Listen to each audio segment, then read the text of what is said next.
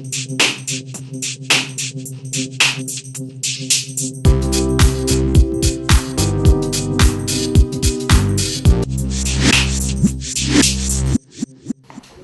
okufanele ahlolelwe isandulela ngculaza na? Isandulela ngculaza sithelelana ngegazi, ngoketshezi lwethiso thangasese kanye nokuncelisa ibele.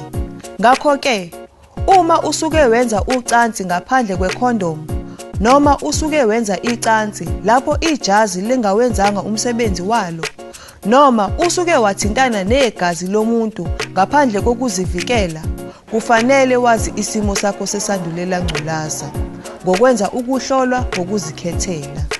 Asiye kwi-workshop. Igama lami nguSizango kaNgcobo. Namhlanje lesokhuluma ngayo ke, sokhuluma ngokuzinikela komuntu ukuze alulekwe aphinde ahlolwe, lokho esikubiza ngokuthi i-VCT. Ake ningitsheleke manje ngizwe ngani ukuthi ke mase sithi ke manje umuntu usehamba uyemtholampilo uyohlelela igazi afuna ukubheka ukuthi akanaso yini isandulela ngculaza. Yini into yokuqala ifike yenziwe emtholampilo? Yebo Louise. Uma ngifike eklinikhi noma emtholampilo bazongithatha bangise kumeluleki. Uma ngifika endlini kameluleki uzongeluleka ngaphambi kokuthi ngithathe igazi. Aphinde angeluleke emva kokuba sekubuya imiphumela yami yegazi ezobe sehloliwe. Siyabonga Louise. Uqinisile Louise. Kwenzeka lezo zinto ke emtholampilo. Ikhansela okumeluleki ufika aqale akululeke kabanzi ngaphambi kokuthi uhlolwe, aphinde futhi akululeke emva kokuba usuhloliwe. Lokho kubizwa ngokuthi i-pre ne post test counseling. Igazi elithathwayo ke kwenake alithathwa emthanjweni njengoba bekuvamise ukuthi kwenzeke.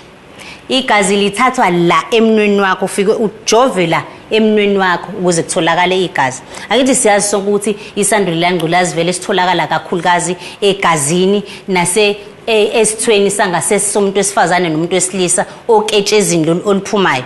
Aliningi igciwane ebeleni likamama nasematheni, angithi siyakwazi lokho.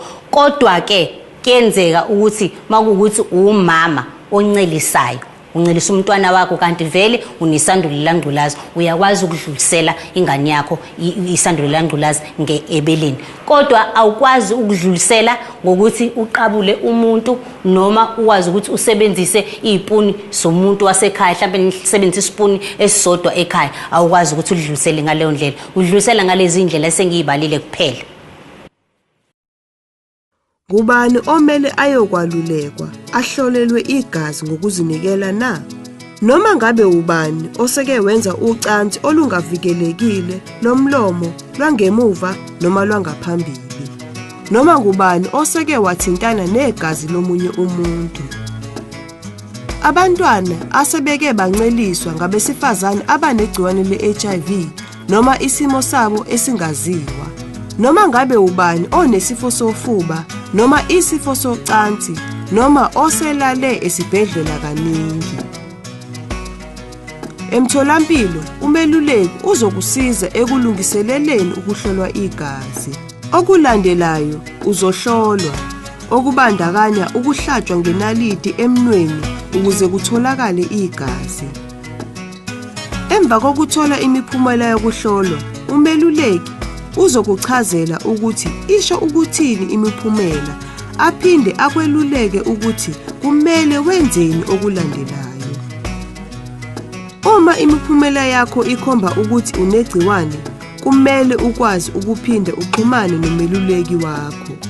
Uma imiphumela ikhomba ukuthi unegciwane, hlanganyela ne-support group eseduze nawe.